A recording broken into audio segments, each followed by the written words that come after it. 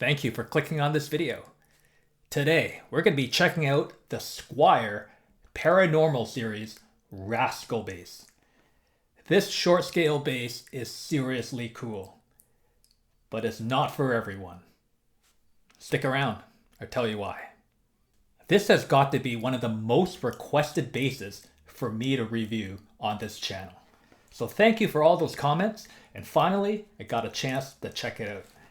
Let's quickly go over some of the specs and features of this bass. So this bass is kind of the amalgamation of a bunch of different Fender designs. The body shape is giving a nod to the Fender Bass VI body. The headstock, even though it looks like a pretty standard Fender headstock, is actually from the Coronado bass. And it has a slightly rounder contour there. It's also slightly thinner than the typical Fender style headstock. The bridge comes from a Mustang bass, and it is a string through. And the pickups kind of have that Gibson, dare I say, mudbucker style pickups that Fender doesn't typically use. So combining all those features, you get the Squier Paranormal series Rascal bass. And this bass is seriously cool. It looks really, really cool. And it has its own unique sound to it too. Let's check out some of the sounds from this cool looking bass. This is a three-way pickup selector, allowing you to select between the different sounds from the pickups. Let's start in the neck position with the volume knob all the way up and the tone wide open.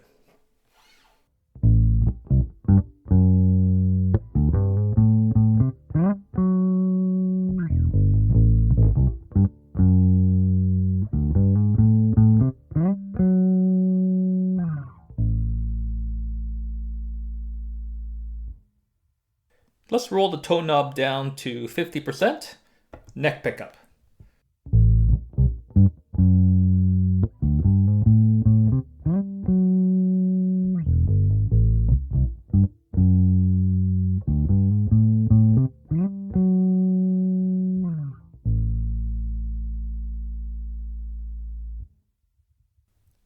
Let's roll that tone knob all the way to 0, still on the neck pickup only.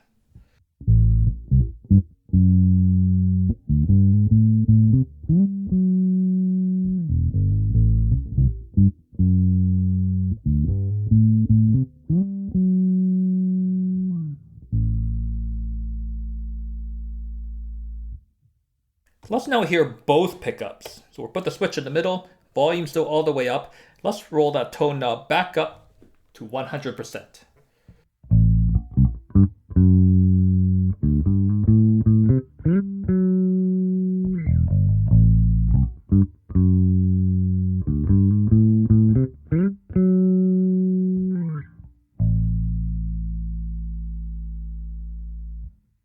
Let's roll the tone knob down to 50.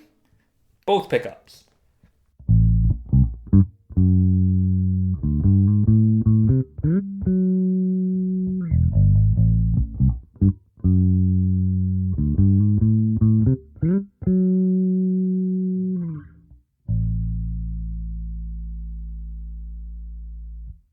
Tone knob 0.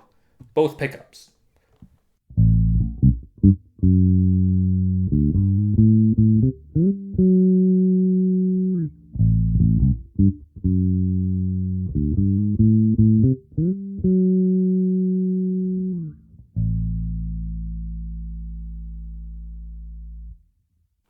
Let's now hear the bridge pickup only. And let's roll the tone knob back up to 100%.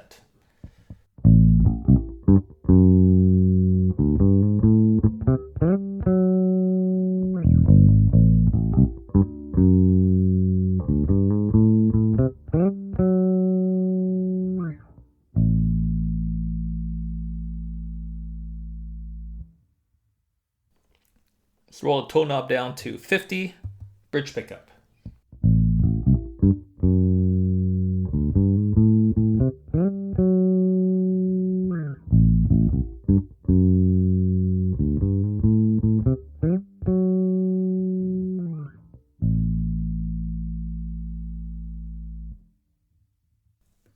all the way down to 0. Bridge pickup.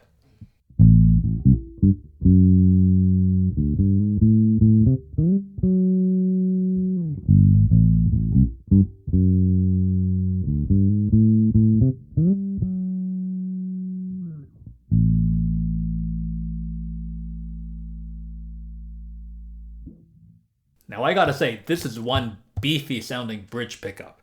And for a short scale bass, there's tons of output and tons of low end coming from this bridge pickup. It almost screams to have like a drive or fuzz effect put on it. So let's do that. I'm just gonna roll that tone knob back up to about 75% or so, bridge pickup, and I'm gonna click on my drive patch here on my Line 6. I don't want to get a copyright strike, but hopefully you can kind of tell where the reference is coming from.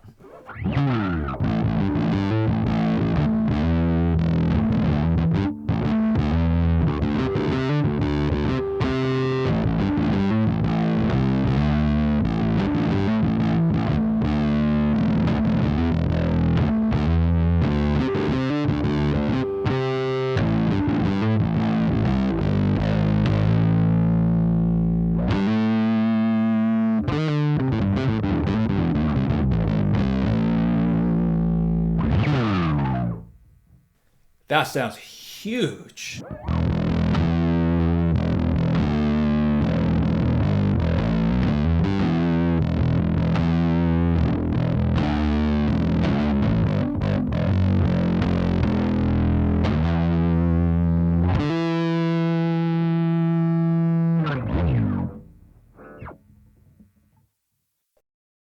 Let's now hear this bass in the context of a drum track, so we can hear how the different sounds sit in with the drums.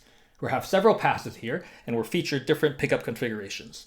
In the first two, we'll have just the neck pickup with the tone knob at 100, then 50. In the middle two passes, we'll have both pickups with the tone knob at 100 and 50.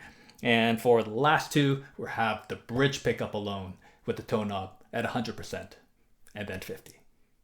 All right, let's go.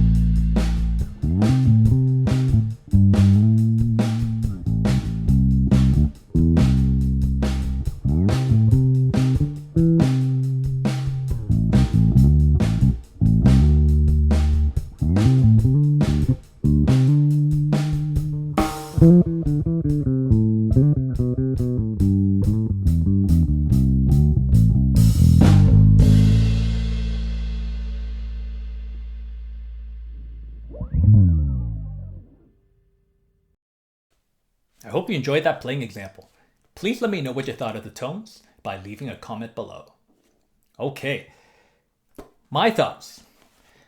First of all, this is probably one of the best built Squiers I have ever played. What do I mean by that? Well, in terms of construction and fit and finish, it just feels like a solid bass.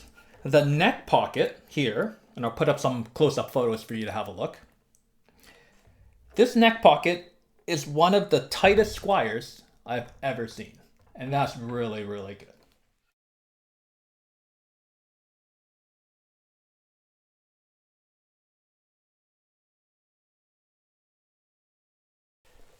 The fretwork and the nut were all done very well. In fact, these fret ends are all hidden inside the fretboard, so there is zero fret spread. And the fret edges have all been filed quite nicely. The nut was cut at a very nice height, so no complaints there. So overall, the construction, fit and finish of this bass is very, very good for a Squier. In fact, if I can dare say, if I didn't see the name Squier here, it was either blank or if you put Fender on it, and you told me this was a made in Mexico bass, I would probably believe you. This bass, however, is crafted in China. Not Mexico, but I would say the fit and finish and construction is rivaling that of Fender Mexico. And I don't say that for a lot of basses. The tuners are okay. There's nothing to write home about. There's nothing special about those tuners. They work, they turn. One was a little squeaky, but they work. Let's talk about this bridge though. And this is where I have some issues with this bridge. And let me explain. First of all, this is a Mustang style bridge, and a traditional Mustang is string through only. And that is the case here. So, string through. I think it's a missed opportunity to not have a top load option on this bridge. Now, I think just purely from an economics point of view, if Squier were to do that, then you're talking about retooling and designing a brand new bridge. And for the price point of a Squier, that probably didn't make any business sense or financial sense for them. But I think is too bad that there wasn't a top load option here. I want to point out another issue with this bridge, and this became relevant when I was setting up the bass. The setup of this bass out of the box was so-so, but not, out of the ordinary for basses of this price point. But when I went to intonate this bass, the standard screwdrivers that most of us might have that would fit these screws would get stuck here in the body because there's so much wood here. So I had to use an extra long screwdriver in order to reach the saddle screws. And even then, it doesn't kind of go all the way. So this becomes a problem when you are intonating the bass, that if you're not careful, you might end up scratching and denting this chunk of the wood. So if you don't have a super long screwdriver, I would advise getting one and making sure that they have kind of a rubberized tip here so you don't mar the finish. The other thing you can do is you can use a painter's tape and kind of protect the area before you adjust the screws. But this is all a product of the placement because it is so far away from the butt of the body. The other issue here with this bass is the string spacing at the bridge is measuring 17 millimeters when I put the calipers on it.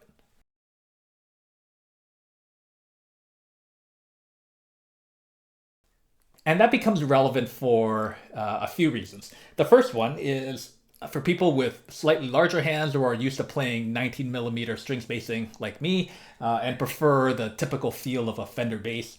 This is going to feel tight for you. The other issue here is the alignment over the pole pieces of the pickups and also the alignment with the neck width almost makes it look like that this bass is screaming for a slightly wider string width at the bridge, but has been shrunken down.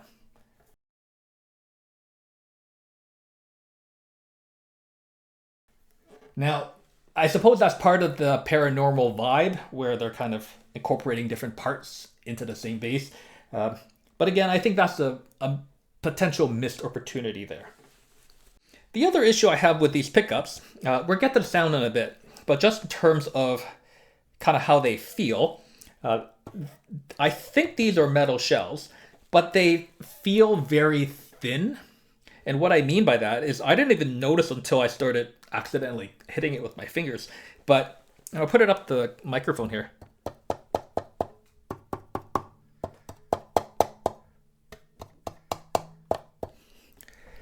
It has a bit of a kind of a flimsier feel to it. It almost feels like there's something rattling inside. I don't know if that could be fixed.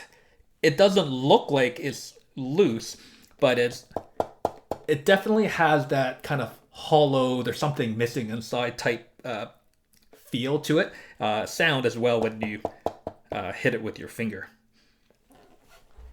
Electronic wise, the pots turn nicely. No issues there. I'm not a big fan of switches myself. I prefer separate volume knobs, but the switch worked in the time that I've had this bass. So again, no issues there.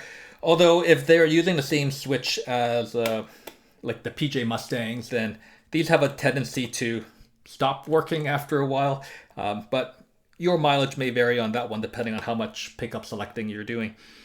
The tone knob here, however, what I will say is the variety of tones you can get from it is relatively limited. I'm not sure what value of capacitor they have in here, but the full sweep from 0 all the way to 100, is there a difference? Yes. Is it a big difference? Not really. But that might also have something to do with the pickups as well. And that's a nice segue to, let's talk about the sound of this bass. This bass doesn't sound like a Fender. And it has kind of, it doesn't really sound like a Gibson either, but it definitely kind of leans that way. So if you're looking for traditional Fender sounds, I don't really think this has it. But if you're looking for the kind of woolly, woofier, rounder, more vintage type tone, if you will, I think this bass will give you that kind of 60s-ish Gibson type woolly sound. If that's what you're into, I think this will deliver that. So these are cool sounding pickups. They have a very unique tone to them, but it doesn't sound like a Fender. And I think the biggest difference is in the attack of the note. Fender basses typically have a nice crisp initial attack to the note. This has a kind of a more rounded, slower, more gradual attack to the note. A bit more bloom, if you will, which definitely gives it a kind of a unique flavor. And I like it. It doesn't really kind of suit what I typically do, but I do like the unique voice that this bass provides. Let's now talk about the comfort factor of this bass. First of all, this particular example, when I put it on the scale, came in at 9 pounds and almost 9 ounces.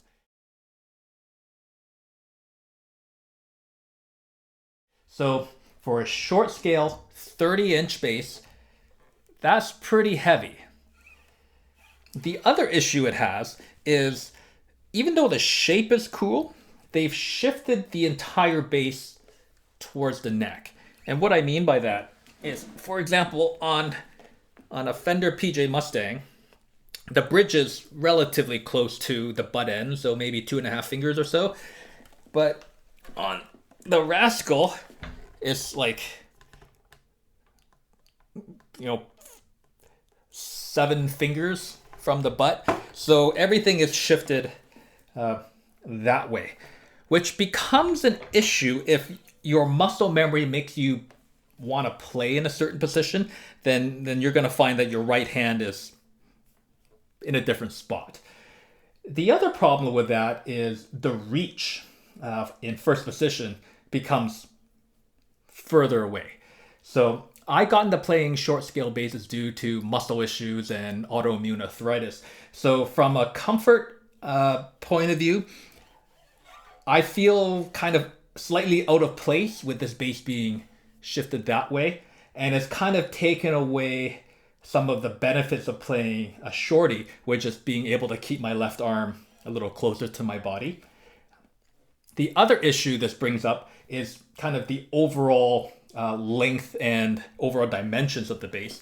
So again, I'll take the PJ Mustang here, and I'll put both on the ground. Both of these have strap pins, and as you can tell, the Rascal is significantly longer than the PJ Mustang bass. Why don't I put the Mustang directly in front as well, and you will see that the Rascal's body is quite a bit wider too. So the Rascal is just a bigger bass. I would say from a physique point of view, it doesn't feel like a short scale bass on my body, even though the scale length is 30 inches. This plays and feels more like a full scale bass. Let's talk about some of the playing ergonomics of it. In the seated position, because there's so much extra mass down here, it's actually balancing pretty well on my lap. It's just fine. Let's see what it's like on a strap.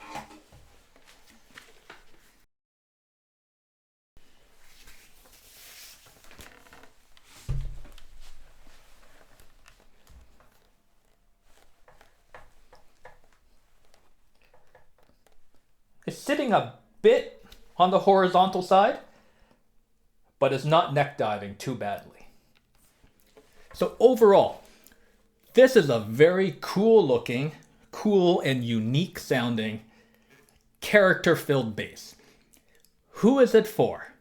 I think this bass would really shine for someone who's looking to get into short scale basses, but maybe they're taller, bigger, and find most short scales to kind of look too small or look like toys on their body.